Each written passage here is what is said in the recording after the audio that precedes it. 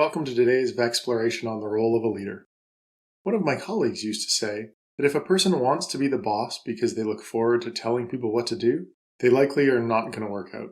It's important to understand what about leadership attracts you and drives you forward. For some of us, it may be the perception of prestige, or the anticipation that those you lead will respect you. For others, it may be the challenge of working with your team to achieve goals others thought impossible. I encourage you to reflect and look to develop an understanding of what your real motives are. There will be times where leadership will be challenging and frustrating, and knowing what drives you forward can be a beacon, a lighthouse to guide you when the weather is rough.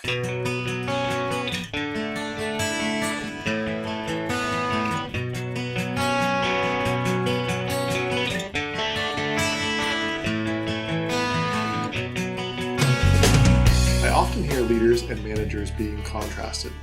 The typical view is that leaders are great, inspiring visionaries at the top of the organization, whereas managers are paper-pushing supervisors who don't care about anything other than blindly following the rules and keeping things exactly as they are today.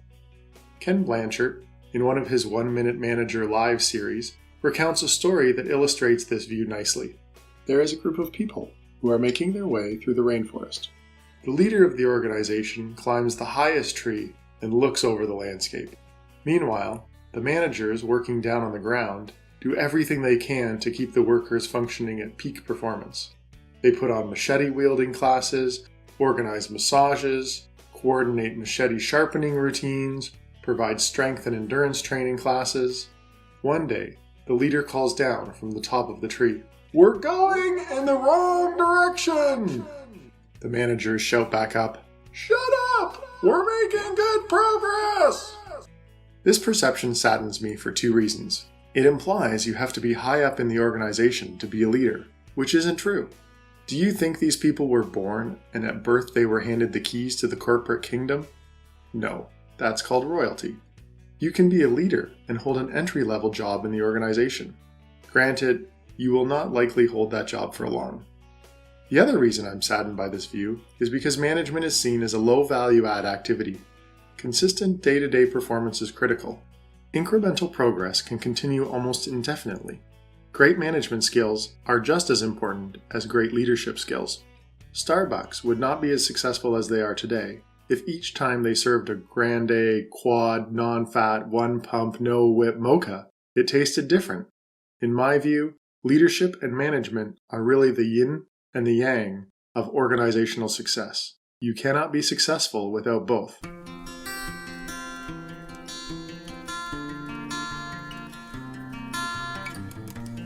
As outlined in the HBR article, How Google Sold Its Engineers on Management, Google's People Analytics Group set out to prove if managers really make a difference within the company.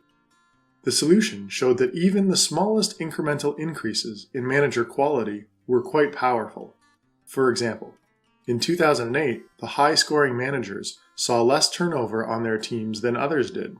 The data showed a tight connection between managers' quality and workers' happiness. Employees with high-scoring bosses consistently reported greater satisfaction in multiple areas, including innovation, work-life balance, and career development. This study led to the identification of 8 key behaviors demonstrated by the company's most effective managers. These are: is a good coach, empowers the team and does not micromanage, expresses interest in and concern for team members' success and personal well-being, is productive and results-oriented, is a good communicator, listens and shares information, helps with personal career development, has a clear vision and strategy for the team, has technical skills that help him or her advise the team.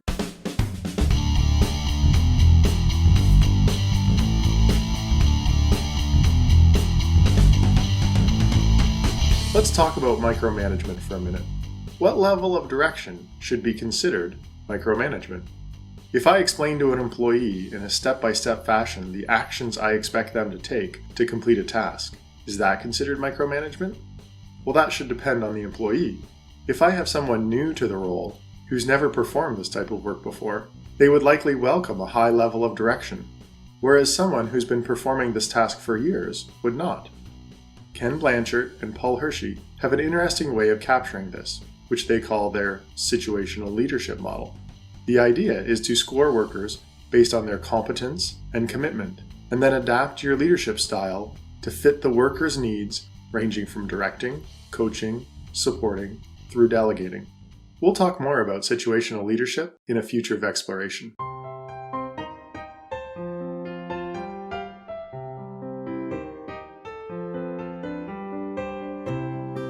Years ago, a good friend of mine and I planned a weekend canoe trip through Algonquin Park. If you're not familiar with backcountry camping in Algonquin, you lose cell phone reception about 30 minutes before you get to the parking lot where you transfer your camping gear into your canoe. To say you're cut off from the outside world isn't an understatement. You navigate by map, compass, and optionally a GPS. A GPS is similar to a smartphone, but it runs off regular batteries, lasts for days, and doesn't require a cell phone connection. The GPS tells you where you are, which direction you are traveling, and how fast you're going. Given the level of disconnectedness from the outside world, we decided it would be a good idea to practice canoeing together before our trip. So, off to the local lake we went with our recently purchased GPS. If you are not familiar with canoeing, a canoe is a small boat, typically 14 to 17 feet long, and originally used by Native Americans to travel rivers and lakes. One person sits in the back of the canoe, and a second person will sit at the front of the canoe. While both people paddle the canoe, the person in the back seat steers the boat by placing their paddle in the water in line with the boat and pulls and pushes on the end of the paddle towards or away from them. Now, both of us are very competitive individuals. After paddling around for 15 minutes, we started to get bored. Since we had a way to measure our speed, we decided to see how fast we could go. It would be logical to assume the maximum speed would be achieved if both people are paddling as hard as they could. So that is exactly what we did. We went a speedy 9 kilometers per hour. But since no one was steering, we went around in circles. The story mirrors a common trap new leaders fall into, especially when there is an aggressive goal and they have been promoted into the job of supervising or managing the group they used to work in. They mistakenly believe that if they know how to do the job, and if they help out with the work, the group will achieve the goal faster. While their efforts to help complete the work may raise the overall theoretical capacity of the group, their job is to ensure the group completes the right work, and the team have the skills and tools they need to do so. The goal is to go from A to B, here to there. Raw speed is irrelevant unless it's directed towards accomplishing the desired goal. Like our top speed canoeing, going around in circles is pointless. The rear paddler's first job is to steer. If they are able to accomplish this task and have the ability to help paddle, great. However, their first job is to steer the craft.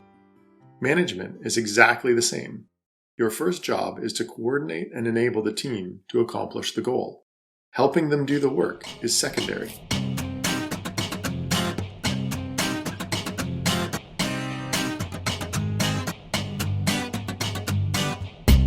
We have said before that a leader is someone who achieves above average results with the resources they are given.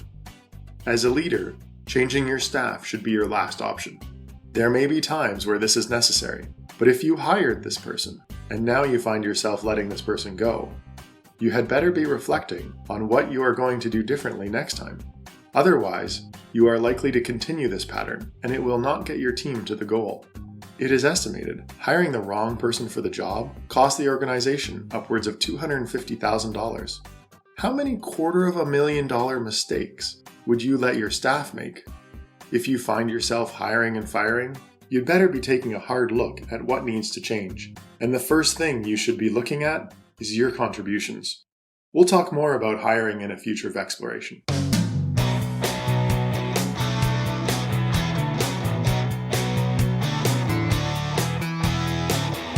Like a great business leader grows their business over time, a great leader grows their people over time.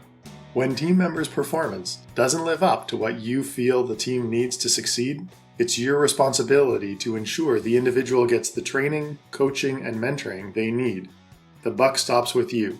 No excuses. I don't have time. I don't have the money. Are wolves in sheep's clothing. What are you really saying? Your development and the success of our team isn't important to me? I'm not resourceful enough to help the team move forward. You simply can't afford not to invest in your staff. A Harvard Business Review study found that companies who invest in their employees outperform others by an average profit of 420%. And the best part is, it's sustainable. I'll bet if you showed your boss a 420% increase in profits, it wouldn't be long until your next raise and promotion. Lastly, as a leader, you need to always be grooming people to take over for you. This is extremely important for 2 reasons. Do you like to go on a vacation? And would you like to be promoted? If no one can do your job, then the company can't afford to promote you. I attended a board of directors governance session by Richard LeBlanc. He's a fascinating individual who helps multinational boards around the world function more effectively. If you ever have the opportunity to hear him speak, I encourage you to jump on it. During the session, the question was asked, when should the board start looking for the next CEO? His response? The day the current one was hired. This isn't about hire and fire. This is about the value of grooming from within. Homegrown successors typically cost the company less, already have an established network within the organization's employees and clients, which means they're less risk, have a sense of pride and custody for the organization. They understand the current strategic plan because they likely helped create it. A promote from within philosophy doesn't usually start and stop at the CEO, so staff tend to have a higher level of engagement. So set aside some time every day to develop your people. Work to achieve above average success with the resources you have. Should you have to change out a team member, do some serious reflecting. Write down what you would do differently next time, and then do it with professionalism and respect.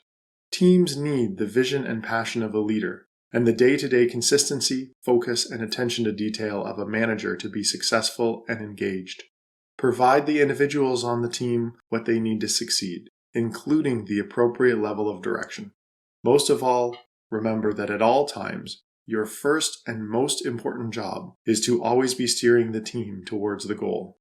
Otherwise, you may find yourself paddling around in circles at top speed. So grab your steering wheel, paddle, or a racy chart, and go succeed. I'm Brent Peckover.